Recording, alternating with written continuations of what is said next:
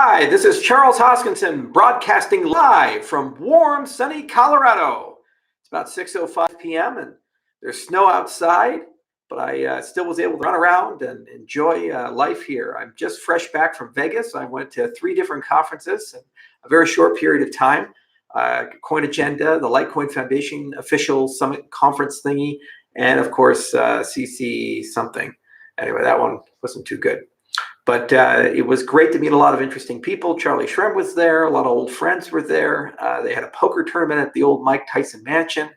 Apparently there was something involving Cardi B, but I didn't have a chance to go because she performed at 2 o'clock in the morning, and I like sleep more than Cardi B. Sorry, Cardi. And anyway, it was just a wonderful, wonderful diversion and a great opportunity to get to meet some new faces, see some old faces, and kind of see what the state of the crypto space happens to be.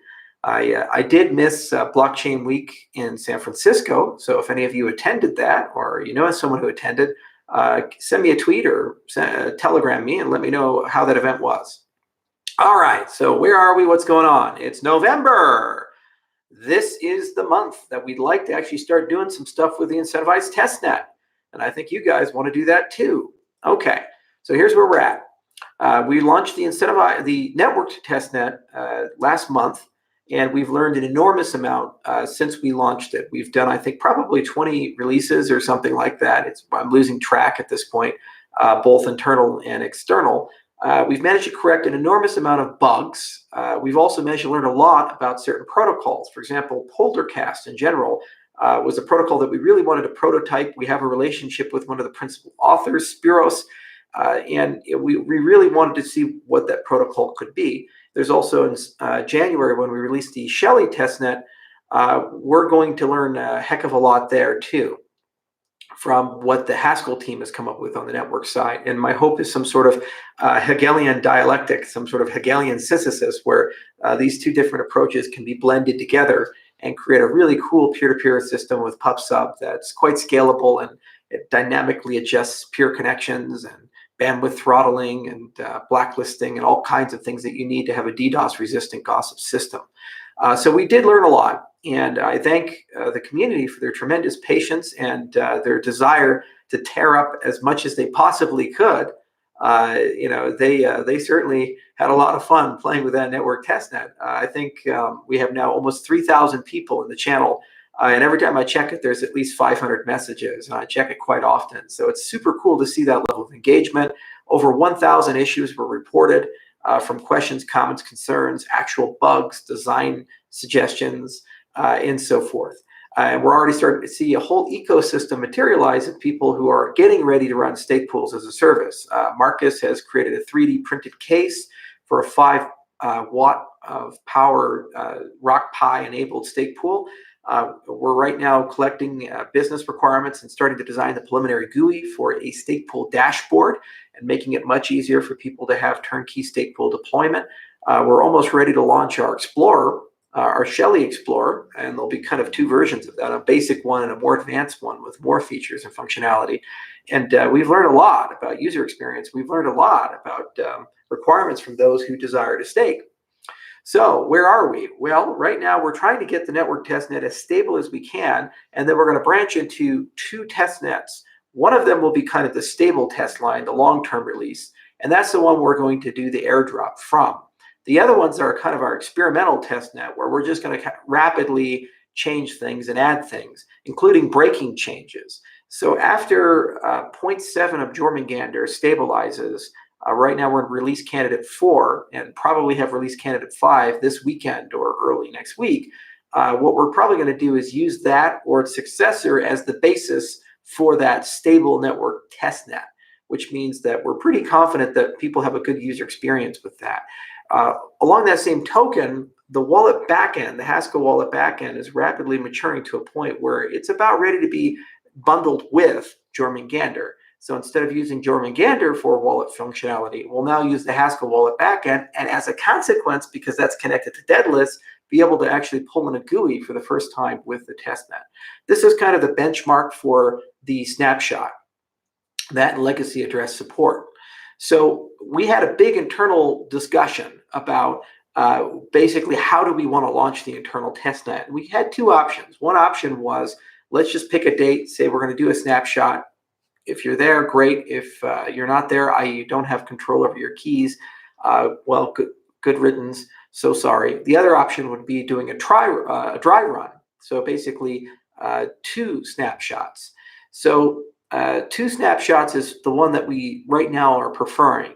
And so basically how this is going to work is that once we have the wallet backend and Daedalus fully connected to Jormungandr, and Jormungandr is stable enough that we think a lot of people can use it, we're not too concerned about it, what we're going to do is pick a date and tentatively, and I'll say it 3 times, tentatively, we believe that date's probably somewhere around the 12th of November. We're going to go ahead and pick basically a moment, take that block and say, this is the block we're going to do that snapshot from, and that's going to be a dry run. So you'll be able to install a different version of Daedalus, so testnet, Incentivize testnet Daedalus, and that version of Daedalus is basically your companion, and it's going to be the thing that you try to restore your wallet into. So if you have your keywords from your Daedalus wallet and eventually your Royal wallet, because we'll support both, then you should be able to restore your wallet in that testnet Daedalus interface. Now, if you can't do that, there's something wrong, which is why we're doing a dry run, because it gives you some time to file a bug report, to go to the forums, to talk to a bunch of people and try to figure out why can't you restore if you can't restore. But you should be able to at that point from a snapshot. Then we'll run that network for maybe a week or two, just basically giving time to socialize and get people into that mindset, hey, I need to do something. And then after we do that, we're going to shut that network down and then launch the actual Incentivize testnet. At that point, if you do not have control of your private keys at the time of the airdrop, whoever does will be able to stake with that airdropped ADA. So just understand that. So this is a case that will most definitely come up if you leave your ADA on an exchange. We have begun the conversation with many exchanges. We're working our way through the top 10 of the largest exchanges in the world and getting a sense of whether they wish to participate, if they want to offer staking as a service, if they're going to turn on some capability to let you withdraw testnet ADA, et cetera, et cetera. But as it stands right now, the safest assumption you can make is that if your ADA is on an exchange, when the snapshot happens, the real snapshot, you will not have access to that testnet ADA, and the exchange has no obligation to give you access to that testnet ADA. So before the date of the snapshot, make sure that you have access to your ADA by transferring it into either Yoroi or to Daedalus. Second, you must have your keywords to restore into the testnet. So make sure you can restore your wallet. This is why we're going to probably do the 2 snapshot approach. And that first snapshot is for you, the user, to be able to verify that you can actually restore your wallet. Now, I can't do that for you. These are your keywords. Whoever has them has control over your ADA, so you can't share them with people. This is something you have to do if you want to participate in the Incentivize testnet. So you must make sure you have those keywords somewhere, and those keywords work, and those keywords are capable of restoring your wallet. If it turns out you've lost them or for some reason you've miswritten them, then that's a strong indicator you need to rotate wallets, i.e. create a new wallet, move your ADA balance from one to the other, and make sure those keywords work before the start of the second Incentivize testnet, the For Reals testnet. So we're pulling everything together. We're stabilizing as many things as we can at the moment, and we've gotten some great feedback and a great feedback loop, and things are moving along quite well. Haskell wallet backend will be connected with Jormungandr. Jormungandr will get stabilized, and Daedalus will be connected with the bundle. All 3 of those things together is one software unit, and that's the GUI, the wallet functionality, and then, of course, the node, which contains all the consensus mechanics. It contains all the cryptography, contains the ledger rules, all the things that make Cardano Cardano. And at that point, it's a game of, do you have access to your Incentivized testnet ADA? And if you do, then when the Incentivized testnet launches, then happy staking. The next step is, of course, go enter those keywords again, restore your wallet in the For Reals testnet, and then go ahead and select a stake pool that you like and delegate to it. Or if you're a power user, set up a stake pool. And at that point, we should have some great tooling, documentation, and other such things. So in terms of education, everything I'm saying here is going to be turned into YouTube videos, blog posts, and documentation that will be made publicly available, likely on our testnet website, the IOHK official channel, and other channels as well. Okay, so if you didn't understand anything I said, it's okay. You'll have a second chance and a third chance and so forth. And of course, the forums are always available. And of course, Reddit's available. And of course, the Telegram channels are available. And there will always be people there happy to help. Right now, as a user, the only thing you need to do is just make sure you have your keywords and you have control of your ADA at the time of the snapshots if you wish to participate. If you don't want to participate, that's okay. You don't need to do anything. Just leave your ADA where it's at. No one can take it from you. Nothing's going to happen to it. It's just going to be the main net, keep chugging away. But if you want to participate, you need to make sure you have your keywords. And by the way, it's real good practice to make sure you have those keywords, because what happens if your hard drive collapses? What happens if your laptop's stolen? What happens if you lose your cell phone? Okay, so it's always good to make sure you have those keywords, and those keywords are restorable. So if you have any questions, go to Reddit, go to the forums, go to Telegram. There's plenty of people to help you out, but just make sure you have your keywords. We're probably going to do a 2 snapshot. The way development velocity is looking, we probably will be in a place to do that snapshot somewhere tentatively around November 12th. There can be delays there, however, because it's contingent on the stabilizing of Jormungandr. It's also contingent on how smoothly the integration of the Haskell wallet backend goes with Jormungandr, and those last features that we need to pull them both together and make them work well together are finished. Our current velocity says that's the time frame, but there could be a slight delay there, but not a significant one, but there could be a delay for that first snapshot.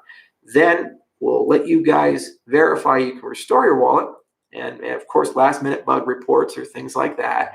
And then after everything is cleaned up, 1 to 2 weeks, we're going to go ahead and do the main snapshot. All of the specific dates will be announced in our blog, on our Twitter feed, and on YouTube. Okay, and there's one other question, which is, what about Ledger support? I put Danelle Patel, one of our product managers, to work with the Ledger guys and work with our internal teams to see if it is possible for us to be able to restore a Ledger wallet within Daedalus. So basically, Ledger has 24 keywords as opposed to 15 with Yoroi and 12 with Cardano. We are following standards like BIP39 and BIP44. So hypothetically, it may be, but I need some assurances of that, and then we'll see where that goes in the roadmap. More likely than not, when we launch the Incentivize testnet, the only wallet you'll be able to restore in Daedalus is a Daedalus wallet. Now, Emergo has expressed intent to support the testnet, and they're working real hard to try to upgrade Yoroi to have some capabilities here. So it's entirely possible that Yoroi wallets will be restorable to the testnet within Yoroi itself somehow. But we don't have explicit confirmation of when and how that's going to happen, and it's Emergo's place to make that official announcement. That said, we would like to enable the capability within the Daedalus wallet to restore a Yoroi wallet in Daedalus, because everything's converging to the same Keats design and the same address structure. So it should be hypothetically possible to do that. Okay. However, it's not a guarantee if that feature will be in at launch, but it is a feature that will be put into that wallet backend shortly after launch if it doesn't make launch. Okay, so that's where we're at. Things are moving at lightning speed. People aren't sleeping much. We're running big clusters of tests and doing lots of cool things. 3 releases minimum per week are happening right now. A huge amount of code is being written. I think we're having commits every 30 minutes across our teams. So I'm real proud of that. And I'm really proud of the nearly 3,000 people who are going along this journey with us and giving us great feedback and helping us along and giving us some helpful suggestions, advice, and if anything, just asking questions. For example, the Reddit threads that we created, we got hundreds of questions there, and we'd like to answer as many of them as we can. But it's a process, and I really like this process. So many people also ask, what is going to happen on the Haskell side? So the Haskell side is moving along quite well. We just released Cardano 1.7. Many of you have tried Daedalus 15 and like it, like the news feed there. Daedalus has certainly evolved quite a bit as a product. And what's really exciting is we're getting bleedingly close, super close to replacing all of the Sarakel code and replacing Daedalus's backend with the new Haskell backend, the new Haskell node, the new Haskell wallet backend, which is considerably better code. Right now, the order of operations will be upgrading the core nodes and the relay nodes with the new code. And we're negotiating a security audit right now, most likely with Route 9B. They're a great vendor based in the East Coast. A lot of them are ex-NSA and CIA guys and really experienced with static analysis and penetration testing and other techniques for information security. And basically, we gave them a big dump of repositories to go through and tear apart and tell us all the sins we've committed. And we're going to go through that audit, which will be available probably sometime in January. And the findings of those audits will eventually be made public. We, of course, have to remediate the findings prior to publication. But once they're remediated, then we will publish that. So core node, then relay node, and then we'll push it to the edge nodes, which is you, the consumer. So the next version of Cardano will likely be the full Byron rewritten node. So the first 100% complete IOHK written code, and it's over a year of engineering and effort went into it. The new network protocol, the new bridge, the new Explorer capabilities. It's a super exciting product, and it's really, really cool. Now, in that same time period, we're likely going to launch the Shelley Haskell testnet, which contains not just Byron functionality, but all of the Shelley functionality inspired by the Haskell formal methods approach. There is a delta between what Jormungandr's implemented, especially on the networking side, and what the Haskell team has implemented. And so this is a great opportunity for the community to kind of take a look at the delta between these two, from everything from performance to network performance to memory utilization, stability, and a litany of other things. And it means we as a community have some options there. And then as we get closer to the launch of the mainnet, we'll consolidate to one design philosophy and then merge everything there. So we took the opportunity, the fact that we had a separate code base, to experiment a little bit with certain protocols that weren't quite in the specification, but we felt would be useful longer term. For example, Polarcast, especially if Polarcast is rewritten.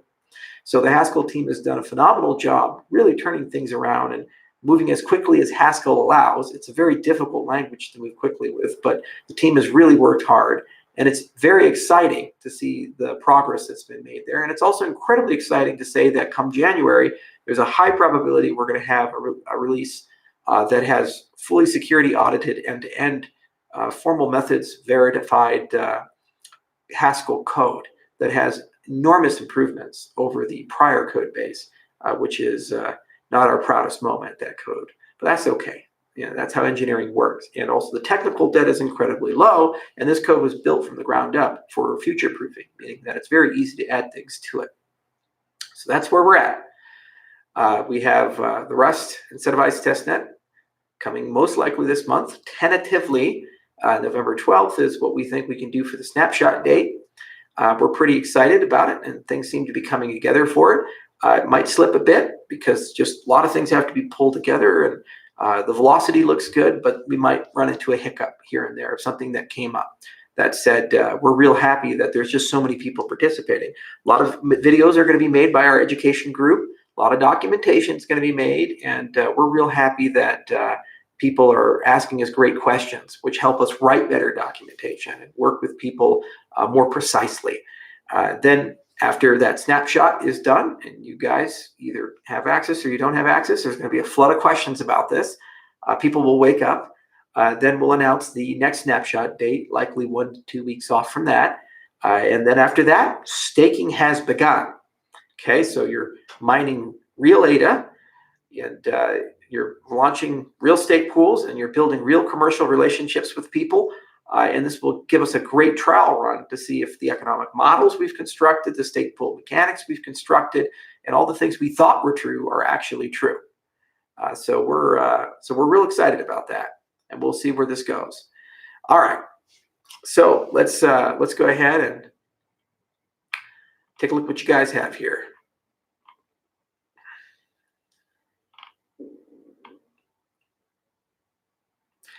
And of course, the minute I say something, people misinterpret it. Stipe Katsuik says, so it seems that the incentivized testnet will not start in November. I didn't say that. If you know how to do math, you see that's still in November. See, I can say things over and over and over again. People don't listen. They hear what they want to hear. Enzo Carotti, ciao from Italy. Ciao, ciao. What is the benefit of participating aside from making sure your words work? Making sure your keywords work. That's the benefit of participating. If you think they do and you don't really care and you think everything's going to work perfectly and there's no problems, then use the second snapshot and ignore the first one.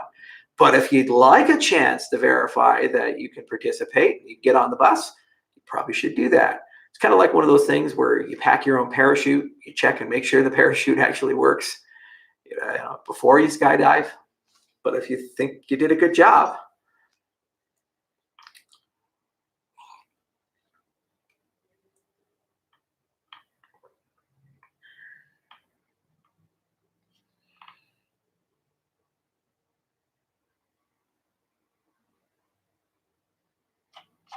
okay. What else we got here?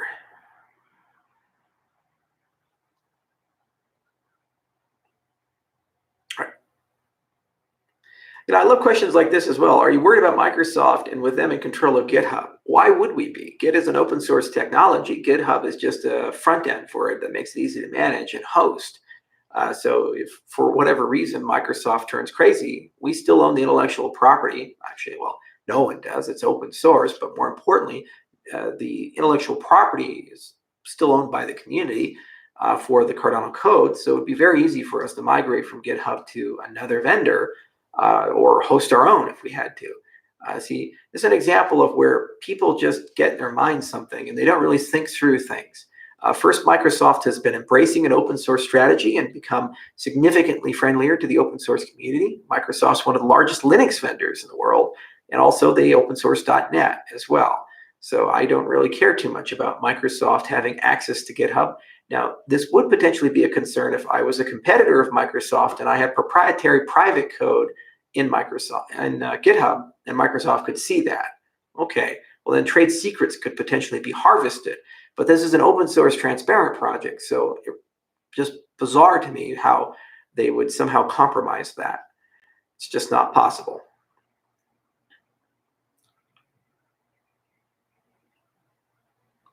General Zod, so you mentioned Haskell versus Jormungandr. Which one will become totally obsolete? No, none. No matter what direction we go in, there are lessons and things we've gained from both approaches. And code is code, and Jormungandr is great. There's lots to do with it. It's a good prototyping framework, for example, for Orbor's Hydra, should we decide to pivot completely to the Haskell side. The ultimate decision of whether we go with the Haskell or the Rust code base is more commercially oriented than feature oriented at this point. It's basically about future development velocity. There's a high probability that both code bases come Marchish will be fully ready for a Shelley mainnet. Okay, they'll both get to that finish line. So it's not a question of, well, who's going to get there first? It's more of a question of what happens after. We have to integrate Goguen in, we have to integrate Basho in, we have to integrate Voltaire in, and we're right now working on the Cardano 2020 roadmap to find out how to get all those things in as quickly as we can. So we have to look at where our velocity is on the Rust side and our velocity is on the Haskell side, and then make some strategic decisions about which one we think is the better horse to ride on and get us there.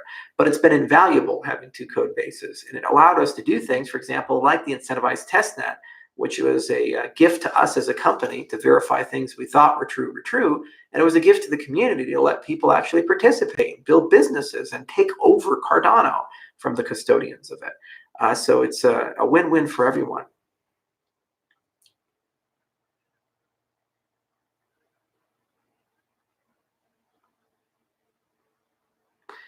Charles, are you not afraid the U.S. government will shut you down the way they shut down Libra? No, they can't, because I could die tomorrow. IOHK could go out of business tomorrow. And the minute Cardano is completely out, there's really no way to stop it. Like, who do you kill to shut down Bitcoin? What company do you attack to shut down Bitcoin? You see, the problem with Libra or any of these stable coins is they have custodians. If you say this is worth $1 because it's backed by $1, someone has to hold the dollar. It's just that simple. some entity has to control that. Because the dollar is not digitized, you can't put it into a smart contract. So there's really difficult to decentralize a stable coin at the moment. So as a consequence, basically you have a central point of failure, and that's a great example of the power of cryptocurrencies. The very fact the US government can't hold an inquisition or a hearing against Bitcoin and drag some particular member of the industry like they did Mark Zuckerberg before them and attack is a testimony to the power of decentralization. So that's how you know. If they can attack one entity and it all goes away, if they can bully people not to use it and it all goes away, it's not decentralized. If no matter who they attack and it doesn't care, the honey badger keeps marching on, it's Bitcoin or something like it.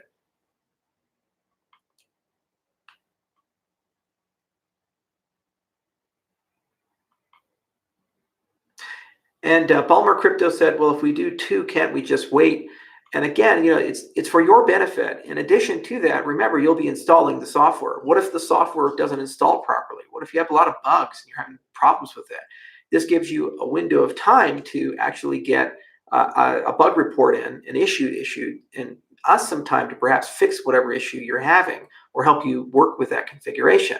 The minute that the testnet goes live, if you can't get your Daedalus client working, and you're probably not going to be able to stake. So that's lost revenue for you.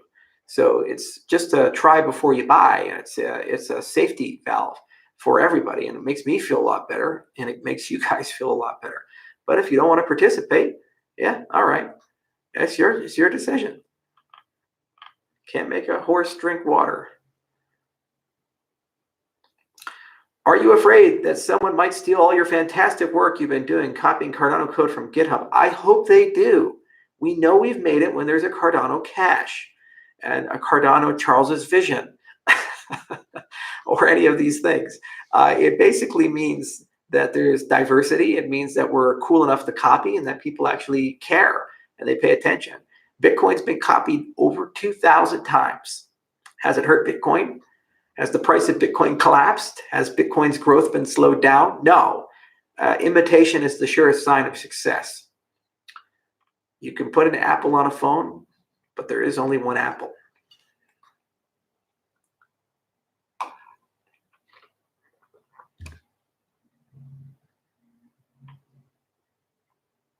Do you really believe that Google has reached quantum supremacy? According to their definition, yes. Unfortunately, there's a huge delta between what they've done and what's required to actually use quantum computers to become problematic for cryptography. But it is a major milestone, and it's an example of the endless and relentless progress that companies can make once they've set their mind to something and they have the people to execute. The reality is this computational model is here to stay. The physics are sound, and it's more of an engineering problem than a theoretical problem at this point. And there's certainly a lot of science to do and a lot of math to do and a lot of careful programming to do. But today, it feels more inevitable than it did 10 years ago about whether a quantum computer will actually exist and be useful and solve real problems. And kudos to Google's team out of Santa Barbara for the amazing work that they did there. This is literally the rocket science of our time. It's probably the most difficult engineering mankind has ever embarked upon. And quantum computers are really going to change everything, because what they're basically doing is saying that there's a whole new class of problems that previously would take the time of the universe to solve, and suddenly they're within our grasp. So the knowledge we can gain from understanding those problems will help every field of science, from chemistry to biology to medicine and so forth. And for Google to be building this inspires many other companies like Microsoft and Apple to also pursue these things. And IBM is also pursuing it. Huawei is pursuing it. There's all kinds of companies that are consulting or working with. So there's a degree of inevitability there. And it's a major milestone and pretty exciting milestone. Kind of like Sputnik. It was not a very advanced satellite, but what it did was it made everybody start looking up when Sputnik launched. And the US response was to create DARPA and NASA and create the US space program and go to the moon. Globally, that created a completely new age of technology. This one little satellite that didn't do very much had that kind of impact. And similarly, this quantum supremacy that Google's announced, and they have a lovely YouTube video they've made where they kind of explain what they've tried to achieve. is really an inspiration to all of those people who want to work in this field, that they're not wasting their time. There's something real there. And it remains to be seen what we get from it.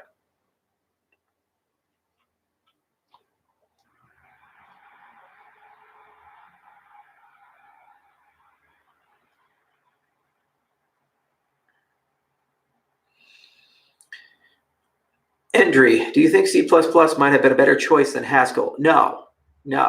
I would rather be shot in the face with buckshot, or at least birdshot, or have acid thrown on the side of my face and have to wear a Phantom of the Opera mask than read C++ code. C++ is a dreary, horrible language, and every person that's taken it seriously has tried to move away from it. That's why Google created Go. That's why Mozilla created Rust. That's why D exists. It's not a good language. It's a Frankenstein monster, and you don't solve Frankenstein monsters by giving them food and making them bigger and getting more things into it. No, for the engineering we do, functional first makes a lot of sense. That said, there's a very fair argument of perhaps we could have achieved more faster had we chosen Scala or F# or another language and been a bit more pragmatic. And that's one of those what-if games that history has. And we do have Scala-based products we've constructed that are great, and we just really love working with them.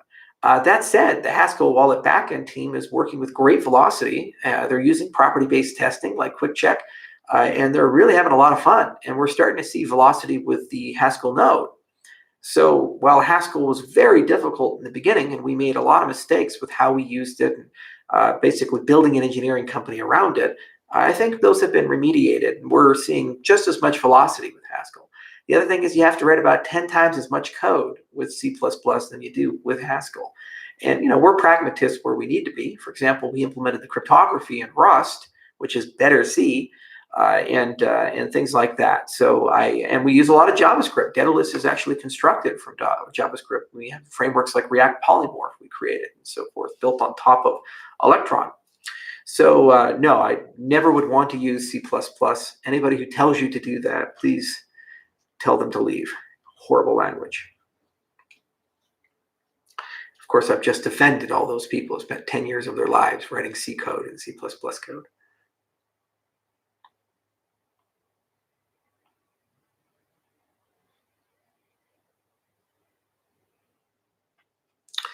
Charles, what do you think about Cosmos interoperability between their parallel chains? In general, interoperability is one of the design spaces that Cardano occupies. And generally, you can either look at it from two different perspectives. One, you can have a master-slave model, where you have some sort of master chain that's kind of the single source of truth, and its only purpose is coordination. It can be a source of randomness. It can be a serializer of last resort. It can be a checkpointing chain. There's a lot of things you can do with that. And then you have all these tentacles that come off that are domain-specific, and those tentacles handle particular things. And basically, they work because they have this common reference point. And when one chain wants to go to the other chain, that reference point acts kind of like a bridging server. That's your master-slave model, or your bridging model, or your server-client model. And it's quite effective. And there's a lot of things that are happening that are moving that direction for sharding. Then the other model is to say, look, we don't control the world. We don't own the world. And so there's this notion of firewalling where chain A and chain B are non-interactive, meaning that there's no special code in chain A's protocol or chain B protocol that allows chain A and B to communicate with each other natively. So they're going to have different formats, a different view of history and reality, different states, different assets. So then there's a question of, can you generate some sort of proof that if you were able to inject just enough information from, let's say, chain B into chain A, that you can then take things in chain B and move them into chain A. And then the same thing, if you can inject just enough information from chain A to chain B, you can do that same. And then they can communicate with each other. For example, with a proof of work-based system, we created a construct called NIPAPOWs. They stand for non-interactive proofs of proof of work. And exactly what that is. It's saying, okay, proof of work tends to generate certain artifacts that if you're very clever, you can harvest, and they're provable, and then you can build proofs out of those little things. And then a verifier on the other side can receive a transaction with that proof embedded and know that what it's looking at has not been double spent and actually is real coinage, assuming that there's not been a 51% attack or something like that on the chain you're getting it from. Now, there are equivalents for proof of stake. We created a paper for that, but there's a lot more research that needs to be done there. But this is ultimately the most promising type of interoperability because you're saying everybody has their own rules. The information injection is not significant and can even be brokered by a third party if you want to. And furthermore, they're not interactive. So when you want to send your funds or information from one system to another system, the recipient has everything they need without talking to you to be able to actually verify if what they're looking at is right. But what they do with it is, of course, the logic written behind that. I think there's space for both of these approaches. And over the next 5 years, it's going to be a really fun thing to watch how these things get built up. And in many cases, layer 2 is going to be where most of the sexy action is going to be. There's no greater example of that than what's going on in the Lightning community right now. It's just a very fertile ground and lots of innovation. And one of our guys actually had a chance to attend the Lightning conference in Berlin, and Rob Cohen, and he had quite a bit of fun there.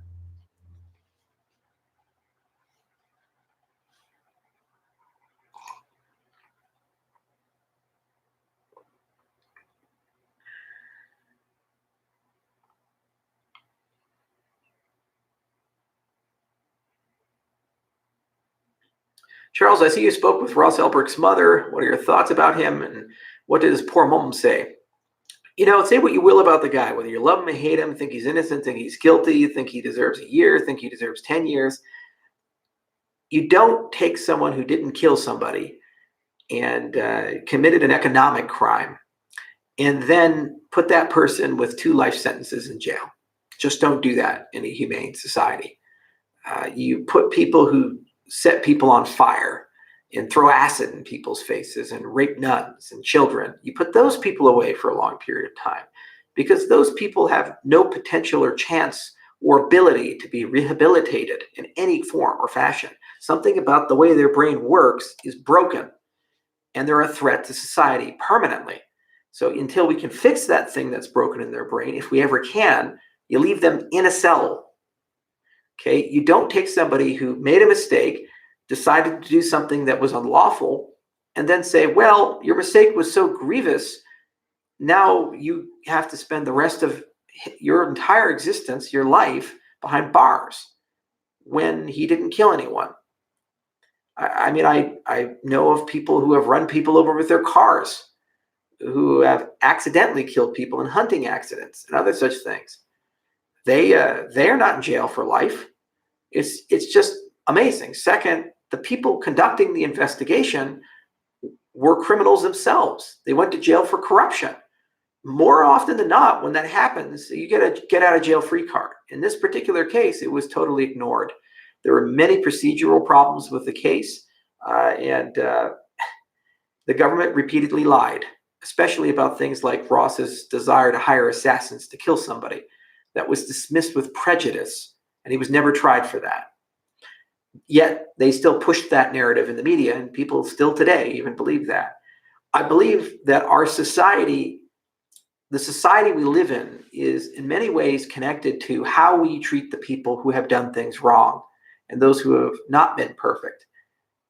No one is, and we all make mistakes. And if we live in a society that brutally punishes certain people for no particular reason over others, disproportionately so, then at some point we will receive that treatment, and with the same level of empathy and compassion as those who have been punished have received.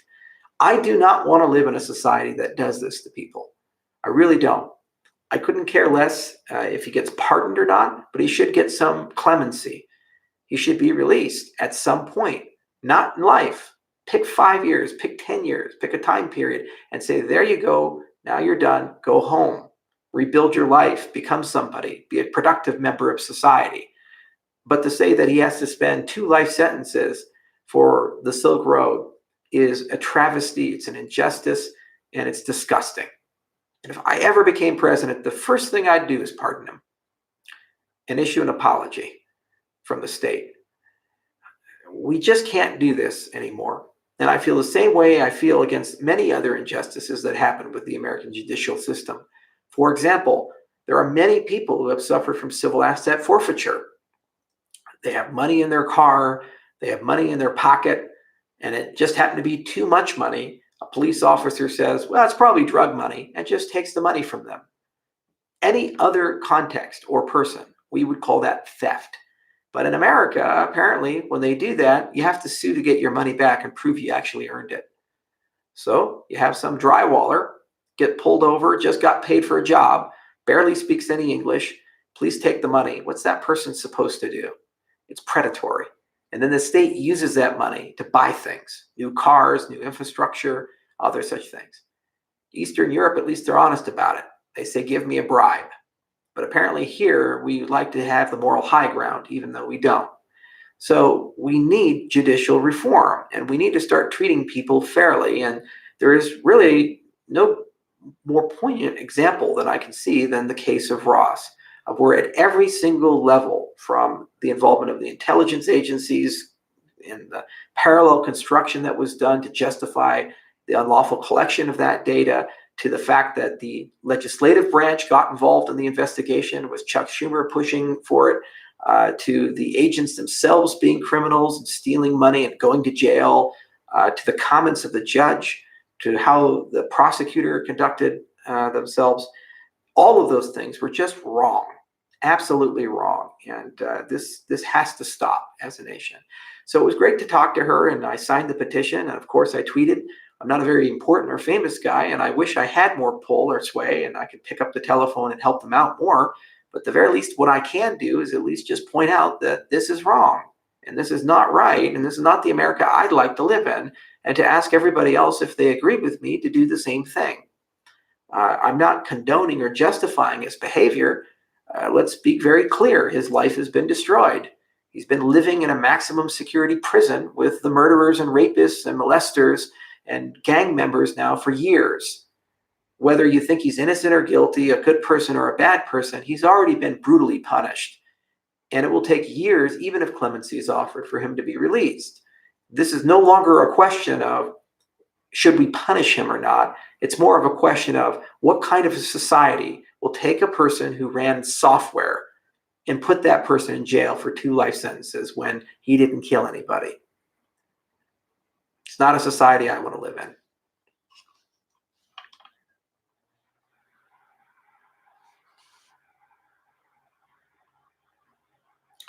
Why did Dan Larimer call you untrustworthy? You have to ask Dan. I love that community. What's he been doing for you lately? Leave BitShares, leave Steam, at some point leave EOS. People don't get along sometimes, and sometimes people say things, and I certainly have, and he certainly has. But I love to point to somebody who can actually demonstrate what I stole or what I did.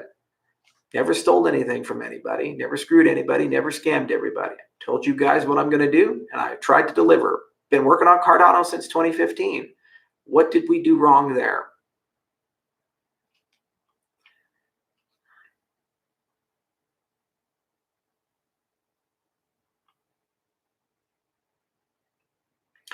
Do you think there will be enough participation in the Incentivize testnet? What happens if there's less than 1,000 nodes?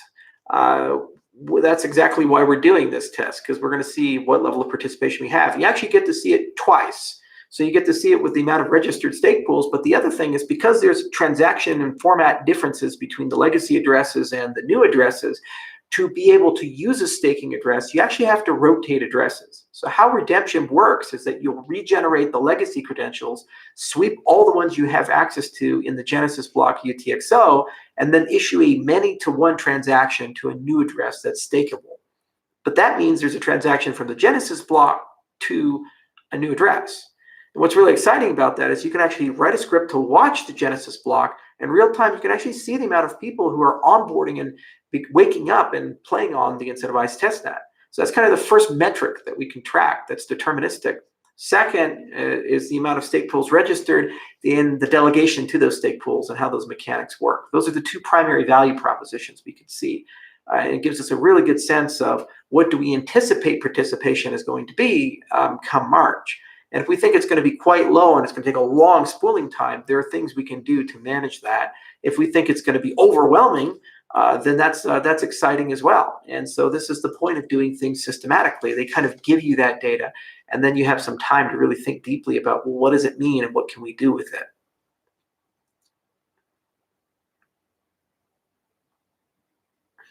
Yes, I have heard of the motto, make haste slowly. It's a Stoic philosophy. Marcus Aurelius believed in it as well.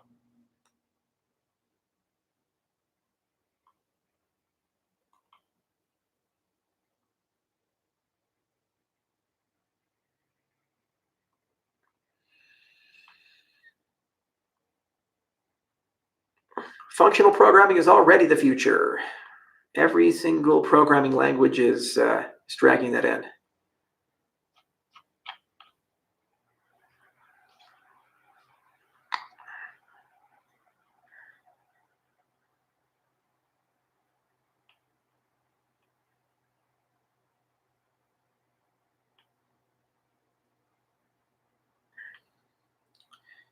RC4 was released yesterday. Yeah, so we did a release on the GitHub, but remember, guys, not everybody works on the weekends, and DevOps is required for the new Genesis block. And there's that bifurcation of two networks that's coming.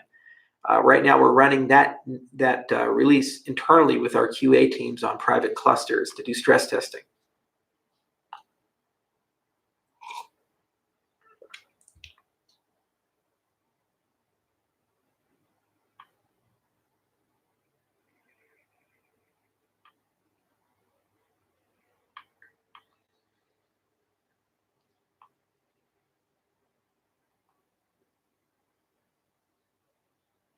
Was Cardano initially being developed as a gambling platform, as web archives indicate? Web archives do not indicate that. Please point to an IOHK website that claims this. We, of course, said we'd love to experiment with games, and we did do some research with multi-party computation protocols that had a gambling flavor, but Cardano was never a gambling platform. Cardano is an open financial operating system, and the design goals were always clear: scalability, interoperability, and sustainability. I went all the way through Japan, from Hokkaido all the way down south to Fukuoka, making speech after speech about what we intended on doing and how we felt Cardano could be special in the marketplace. The scientists we hired, the code we wrote, the years of commitment we put in, the papers we wrote, all indicate that. Just because some random Japanese websites that have no relationship or affiliation with us may say otherwise, really points to your lack of ability to use critical thinking than the original intent of the project. You know, there's this narrative that flows around that apparently I just didn't know what the hell I was doing, and we're all just idiots and we had no ideas and we don't know how to run a company or write code, and so we just waited and just attached ourselves to buzzwords and hoped to steal some code or ideas from somebody. The 53 papers we wrote say that's not right. But Chico and these other guys want to keep pushing that narrative. All it does is just makes them look like idiots and really diminishes their credibility. And the bigger we get, the more we do, the more problems we solve, the better the science gets, the easier the user experience is, the higher the market cap gets, the more stupid they look.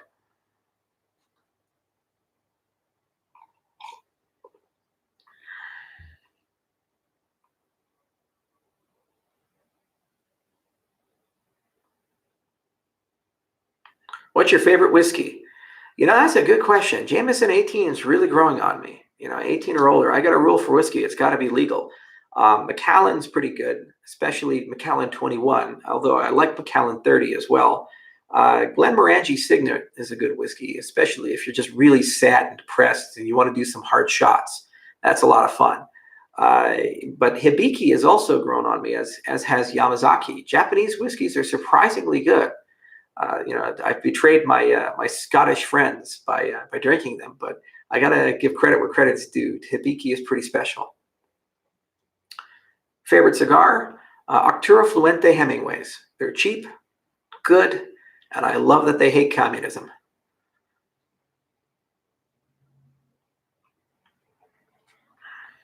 Have you watched El Camino yet? Yes. Jesse, amazing. There was a bit of fan service with Heisenberg, but it was a very good way to end. What really made me sad is that Sopranos didn't end during the age of Netflix, because that's probably what would have happened with The Sopranos. It's a Netflix movie to kind of capstone it. But I think it was a great way to end Jesse's story arc, and it really was just well thought out, and it deserved to exist. It wasn't just something they created for the sake of creating it to make some money. They really had some artistic goals in mind, and it was well thought out.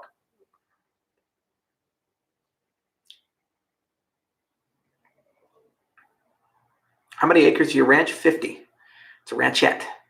It's more of a farm because I grow hay on it. Although one of these days I'll buy a proper ranch up Montana.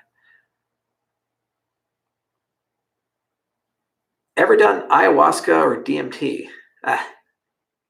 I've been asked that a lot. Yeah, well, there's a peyote story, and I might tell you guys that one of these days. It involves a kachina dance down in New Mexico and me waking up naked in the Badlands. But that's for a different time.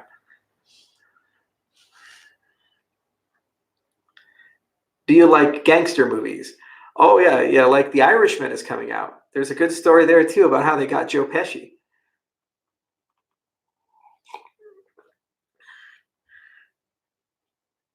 The last day, May, you still haven't watched Joker. I haven't had time. I've been working. Saturday, it's 7 o'clock. I'm still in the office. See? Yeah.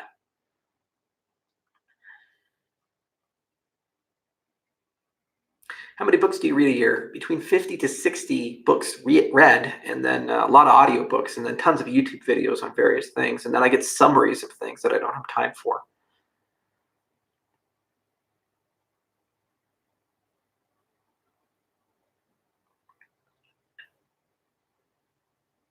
Favorite year of time and one event in history you could go back to and experience any time in history. Oh man. Well, the Battle of Pharsalus, after that was over, would have been pretty cool. It happened when Caesar crushed Pompeii, and basically it was the death knell of the Roman Republic. That would have been a really fun time to be alive. Like this gargantuan Colossus empire is dying, and then this new empire is forming, and it's not clear how it's going to work. Caesar chose the dictator for life path. His son Augustus was a lot smarter. He pretended not to have power, even though he had far, far more.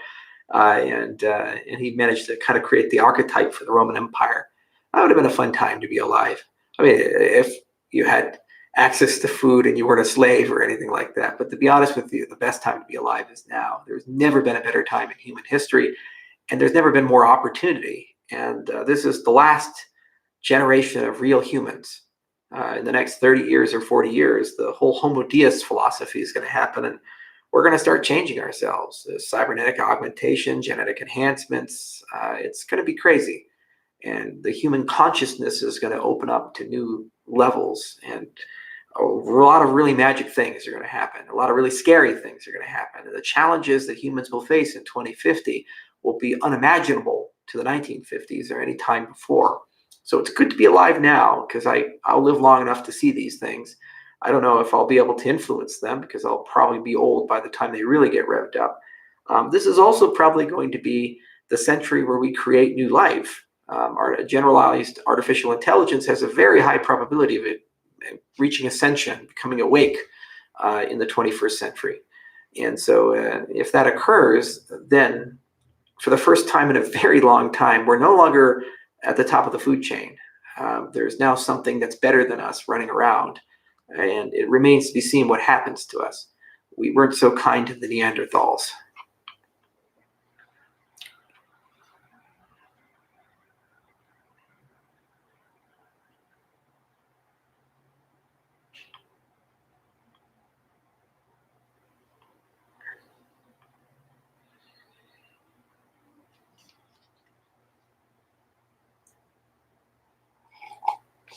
Yes, Michael, I did read Sean Collins' Something Deeply Hidden.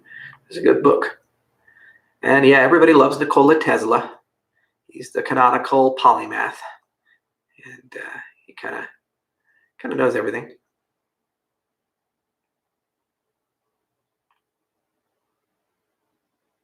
Did you hire a financial specialist to work out staking rewards? Yes, many.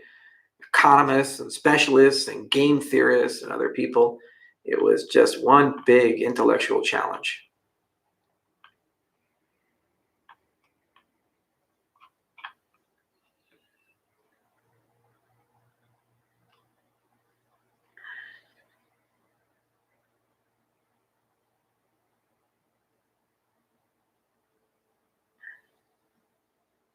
Well, how many acres do you want to own in Montana? I've been trying to buy the Inglis Ranch. It's 5,400 acres. You stand in the center. It's about 4 miles in each direction.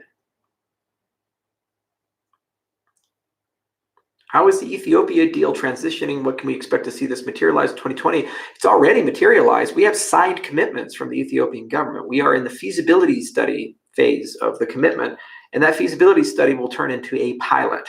And there are many go, no-go based upon what we learn. The pilot, if we do run it, will run until June of 2020. And then on what we learn from that pilot, we then will have a big discussion about forming a PPP and commercialization and how a government tendering process would work and so forth. But that deal is in flight, and we've already signed the papers, and they've signed the papers, and we're just hacking away at it. Generally speaking, these deals have about a 3 to 7 year time horizon. So they're a very slow burn, but if you get them right, they're very strong barriers to exit once you get through the tendering process.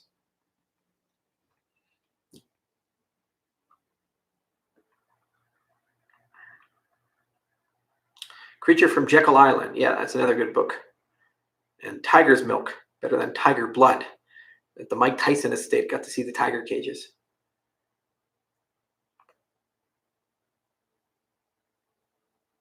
Actually, I think Ted Turner's ranches were in Wyoming. I might have had some Montana land, but he had a lot of land in Wyoming as well. Any words for Andrew Yang? I am not a member of the Yang Gang. I will never vote for somebody who promises free stuff for nothing. That is my absolute. You do not deserve free stuff. Sorry. It's not how that works. It's not the government's job to take from A and give to B. Redistribution is socialism. If you complain about how people are getting poorer and poorer, then you should probably solve the heart of the problem, which is inflation, caused by massive deficit spending and an empire that doesn't pay back. So if we're willing to pare down the military and stop our interventionist foreign policy and live within our means and have sound money, then guess what? We'll have a very strong middle class that can take care of itself, like we did in the time of my grandfather, who worked a factory job and his job as a lineman, raised 7 kids and retired a millionaire without a college education. But if you debase your currency and every 10 to 15 years it loses half of its value, then you get what you pay for. And you don't solve that problem by giving away free things to people. You just make it worse, because where the hell does the money come from to give free things away from people? Tax the rich? How long is that going to last? Only as long as you can spend other people's money.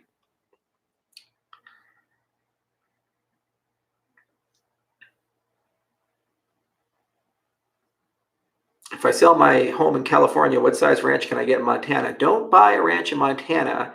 Buy a ranch in Wyoming if you're looking for value there. Out Laramie or something like that, or Sundance or something. You can get ridiculous amounts of land for very cheap. Hi from Iran. Hello, Iran. You read more fiction than nonfiction? Mostly nonfiction. And surveillance capitalism, that's actually a great term. There's a good book on it. Highly recommend it.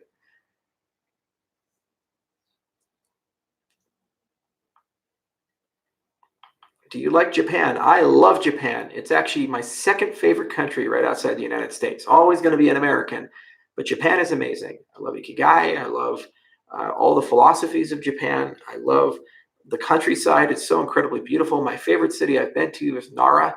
The Tadaiji is incredible. This little deer is super cute. Osaka is a close second, especially Namba. Japan is one of a kind. It's a very special country, and Japanese people are just really special too. They have such big hearts, and they care so deeply. There's a relentless pursuit of perfection there. It's just a nice place to be. Oh, Livingston, Montana. I didn't know that. That's pretty cool. How many acres? Livingston ain't too bad. It's nearby Big Timber. That's where my grandpa grew up.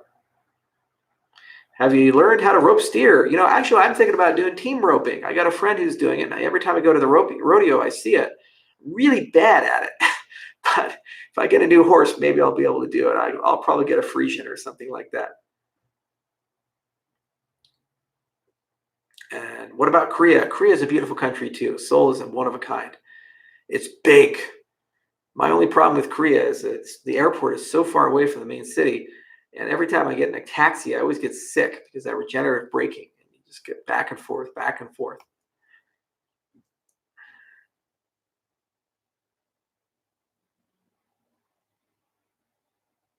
Do you think the NSA is working on XRP? The NSA helped create XRP. David Schwartz used to work there. So their money, time, training, materials, and effort went into creating a great engineer, and David certainly made massive contributions to XRP's success.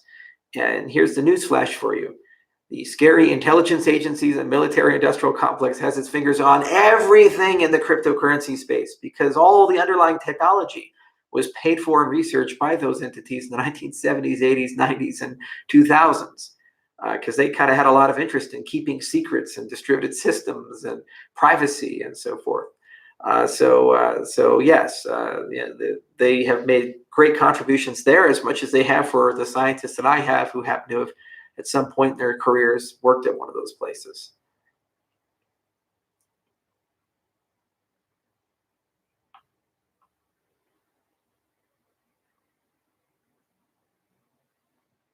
Nope, not worried about the SEC. Cardano is like Ether in that respect. Closest thing will probably be as a commodity.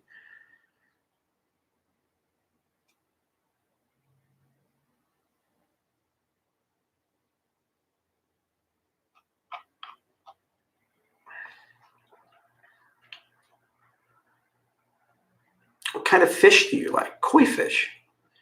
They're just so nice, those koi fish. You pet them and everything. They kind of swarm you. They get really big, and they can live like 200 years. It's pretty crazy. Will there be a GUI for the Incentivize testnet? Yes, Daedalus.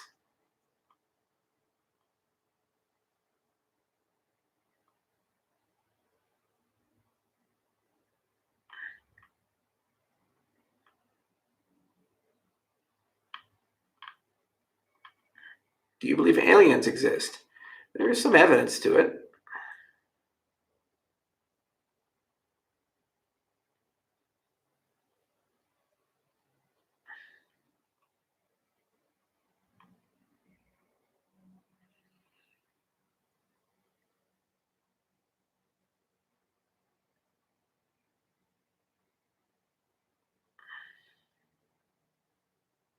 What do you think about Wolfram Slang? Well, Stephen Wolfram came to the IWHK Summit, and he gave me a book on the Wolfram language, and we had a long conversation about computation. And this is kind of his shtick. You know, had he open sourced Mathematica and all of his Wolfram stuff, I think they would be so much further along than they are right now. But he really likes controlling things. He really has a strong, really deterministic vision about where he wants to go. And he doesn't like community curation or control. And it's really a shame too, because there's some amazing things in the Mathematica stack that could be quite useful. That said, it's a great concept. This kind of saying a language for computation. You know, a language to say here's some data, and then just here's how you operate on it.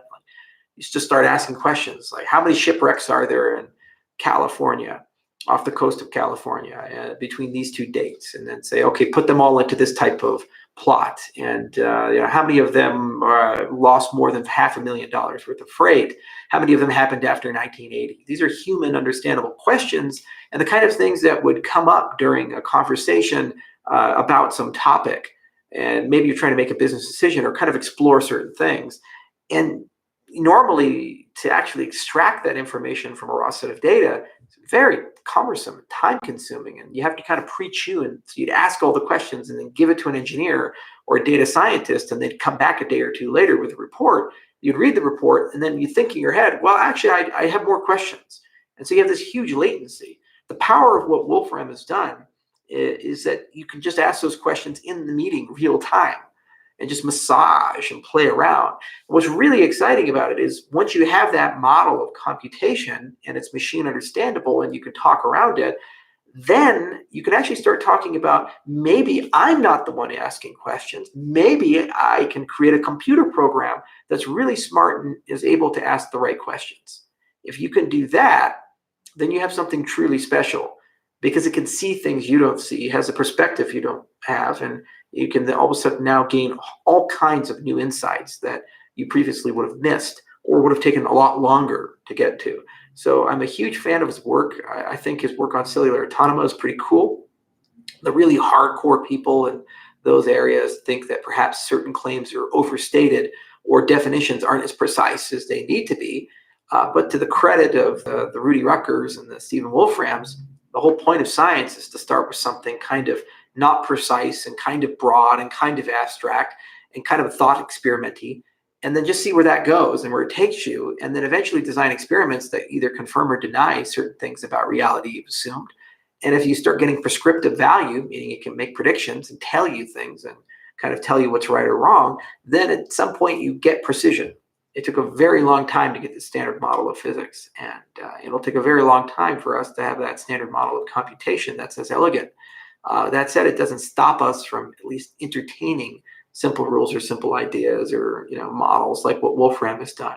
And I think there's a lot of value to the way that they approach computation.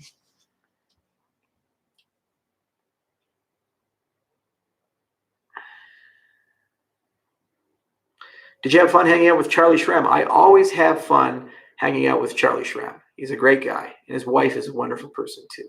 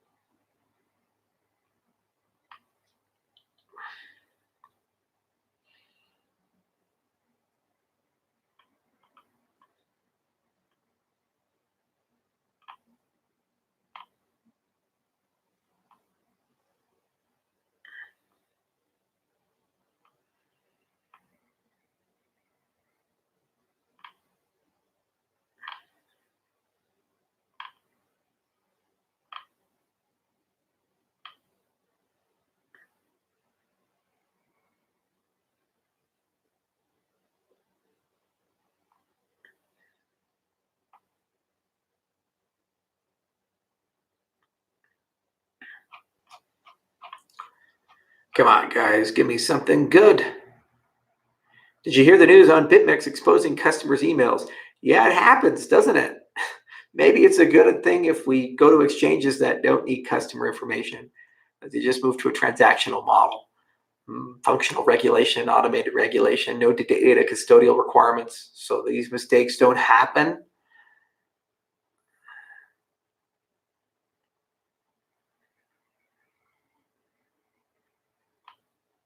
Who named Daedalus? I did.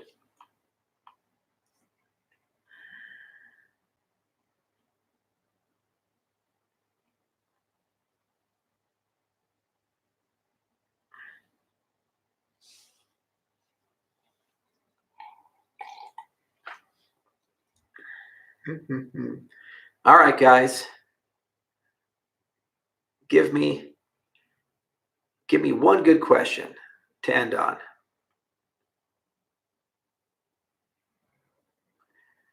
Playing you guys all for mugs. Oh, we got another troll. Oh no, a troll.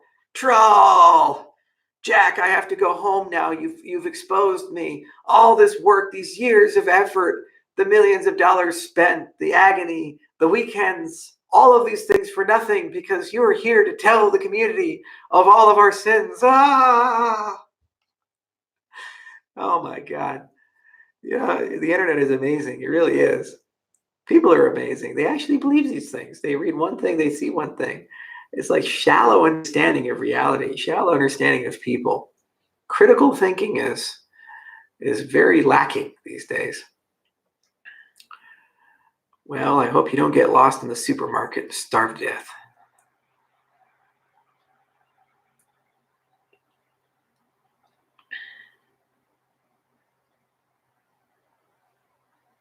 Okay, Jack, if my attitude speaks volumes, then you tell me what's the scam specifically. Your opportunity, you got 550 people in the live chat right now. We'll get 10,000 views. It'll be syndicated. Here's your claim to fame, son. Go ahead, concisely. Where is the scam? Where is it? Concisely. You're saying I'm going to be behind bars. Come on, son. Oh, you can't do it. You can't do it. Because he's lazy or stupid. Actually, he's stupid. You see, You see, that's the thing about life, guys. People wake up and they say, I don't like something and I want to go change it. We call that person an entrepreneur. Entrepreneurs don't like the systems they're in. And they say, I'm going to go get some money and some people, take a big risk and see if we have a shot at making something different. There could be a new product. It could be, for example, the Halo neuroscience guys. You guys know about transcranial neural stimulation? It's a really cool thing. 21% chance of treating depression. That's like right up there with SSRIs, just to electrocute your brain. It's crazy stuff. So these neuroscientists who live in academy for a little while, they say, let's go ahead and build a product and see if we can use transcranial neural stimulation to help people with motor coordination. Because neurons that fire together wire together. And if that's the case, maybe you can learn the piano a little faster, the guitar a little faster. That's the hope, that's the dream. You have steady state X. It takes this long to learn a skill. It takes this long to be able to master free throws or three-point shots. And then you'd like to take it to a new steady state Y to say, let's cut it down by this much using this newfangled technology. Now there's a huge risk. You got to figure a lot of shit out. How do you build the product? How do you replicate the science? How do you actually consumerize it? How do you bring it to market? How do you make sure you have enough runway that you can make that happen within that time frame? And sometimes you get it right. You get a pretty cool product. And sometimes, a lot of the times, you get it wrong. And the point is, that is what makes the world better. People who have the courage to wake up every single day and say, I'd like to live in a different world than the world I live in today. And I'd like to go ahead and build something new, change things, make things better. You know, and it's okay to fail. It's okay to not succeed. It's okay to get your ass kicked. And just because you went through a lot of pain, there's no guarantee of success or empathy. In many cases, it's quite the opposite. It's quite damaging. But all the things you have here today, from the computers you're using to the internet you're typing stuff on, operating system you're running, was made by people who had that mentality. And all the things we're going to get over the next 50 years will be made by companies founded by people who have that mentality. Just think about that. And the cryptocurrency space is no different. You guys get exposed to the risks of entrepreneurship a little earlier than most investors do, than most people in the ecosystems do. But at the end of the day, it's exactly the same. We have a vision of society and where we'd like to take it. We think about the transaction. We say there's 5 fundamental components to it. There's assets, there's actors behind the assets, there's metadata, there's contractual relationships between those actors, and there's a regulatory environment. Whether you're living in JP Morgan Chase or on Ethereum, you have those 5 elements, and every transaction has to be constrained by some framework for that. What's amazing is we, as an industry, get to reimagine those 5 things in new ways that are more inclusive, faster, better, and more automated. That's a fact. Now, you might disagree with my particular approach and love someone else's approach. Guess what? The market's going to ultimately decide which one wins. Not me, not you. The market will. And I have to accept it as much as you have to accept it. The world would have been a much better and different place had certain actors not won the IT revolution, had certain design decisions not been made for the internet. We would have had a password-free internet had PGP won. Didn't happen. These are just small examples of where small choices had exponential effects as a consequence of time carrying them through and scale carrying them through. So we as a company, IOHK, have made a lot of bets. And Cardano is a reflection of our view of reality, what we think is best for this emerging industry with what we can contribute with the resources we have. And I believe every day Dan Larimer wakes up with EOS and believes the same about himself and his people at Block One. And I think every one of his engineers working for him are fully committed to that vision. It's the same for Vitalik with Ethereum 2 and Joe Lubin with Consensus. It's the same for David and Chris and the rest of the gang at Ripple.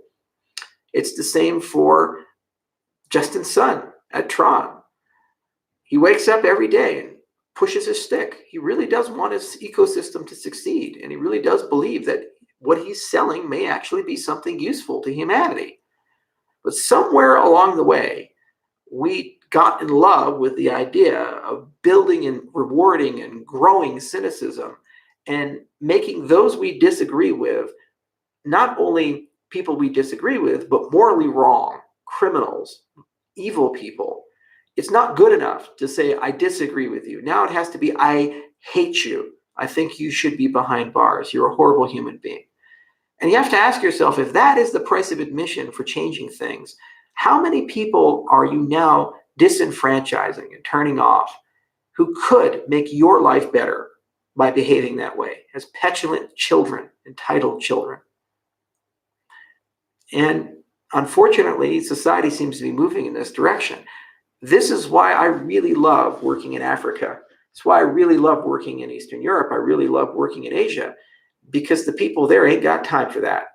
It's all about saying, I got big problems and we're looking for big solutions. We're looking for people who can try to help around and work around these things. Let's go try it. Let's go think about it.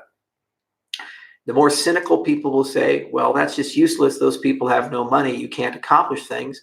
The smarter people, the more visionary people realize that should we solve these problems, the poorest amongst us will one day become the richest amongst us. And then they will have much more of a say in what happens to you than you have a say in what happens to them.